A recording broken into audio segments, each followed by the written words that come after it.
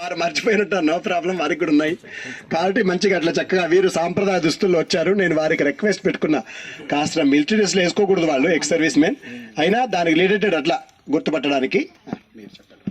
జై శ్రీరామ్. గురు పూజ్యులు రామ్దాస్ సురేష్ ఆత్మారాం మహారాజ్ గారు గొప్ప సంకల్పంతో దేశ రక్షణ, ధర్మరక్షణ, మన యొక్క ధర్మాన్ని, దేశాన్ని, సనాతన ధర్మాన్ని కాపాడడానికి బృహత్తరమైనటువంటి ఈ గిరి ప్రదక్షిణలు, దేశాభివృద్ధి కొరకు, మన ధర్మాభివృద్ధి కొరకు ఇలాంటి ఎన్నో కార్యక్రమాలు వారు చేపడుతున్నారు. వారికి ముందుగా ధన్యవాదాలు తెలియజేసుకుంటున్నాం. జై శ్రీరామ్.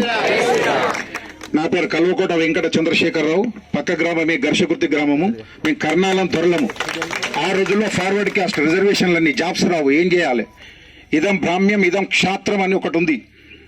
పరశురాముడు చెప్పిండు, జననీ జన్మభూమిచ్చ స్వర్గాదపి గరీయసి. కన్న తల్లిని మర్చిపోతారు ఈ రోజుల్లో, వృద్ధాశ్రమాల్లో చేస్తారు. వారంతా కవర్ చేశారు ఆర్మీ గురించి.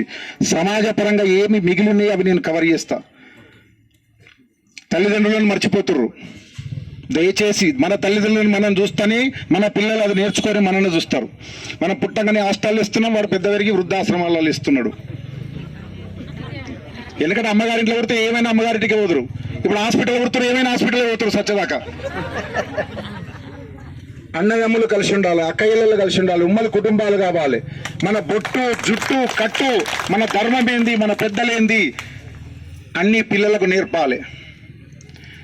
ఆర్మీలో మ్యాక్సిమం వీలవుతే ఇంటికొక్కరు, ఇప్పుడు మీరు చూశారు, మిగతా వాళ్ళ పేరెత్తకుండా చెప్తా, 10 మందిని చేసుకొని 100 మందిని కంటుర్రు. ఒక్కరినో ఇద్దరినో దేశానికి కొరకు అర్పించడానికి పెడుతురు. మనోళ్ళు డింక్ అని వచ్చింది, డ్యూయల్ ఇన్కమ్ నో కిడ్స్. పెళ్ళే వద్దు, పెళ్లి చేసుకున్నా పిల్లలే వద్దు అంటారు. అలాంటిది వద్దు, కనండి. వాడి అదృష్టం ఎట్లుందో అట్లా వాడు వెళ్తాడు. కనండి, దేశ రక్షణకు ఒక్కరిని అప్పగించండి. దేశ రక్షణ కాకుంటే పారామిలిటరీ ఫోర్సెస్ ఇవాళ రేపు అవకాశాలు వచ్చాయి. అగ్నివీర్ అనేది ఒక 4 years కొరకు అయినా, మొన్న చూశారు మురళీ నాయక్ చనిపోయారు.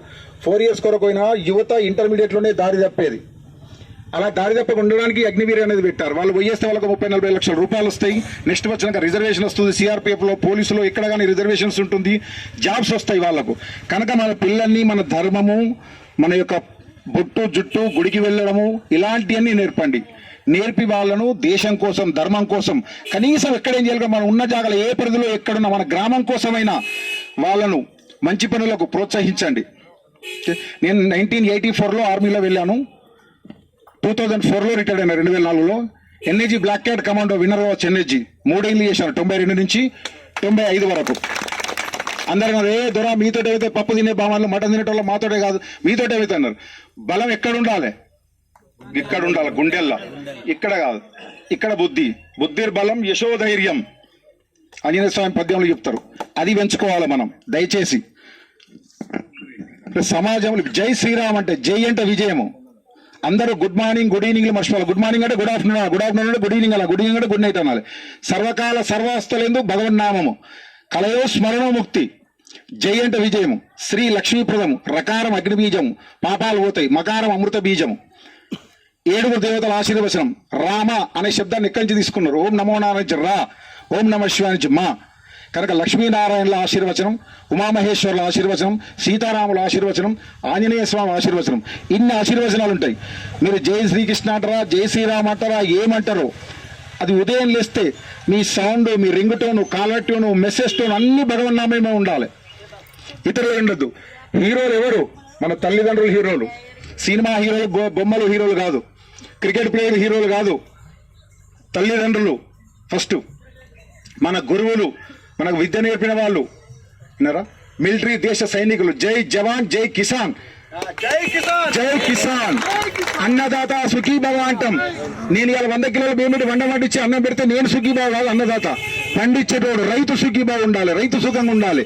రైతు కోట్ల రూపాయలే 10 కోట్లు మలుచుకొని తింటానా? తినలేను. నా అన్నోదక సమందానం. మనిషికి నీరు, ఆహారమే కావాలి, అవి ఇచ్చేది రైతు, భగవంతుడు.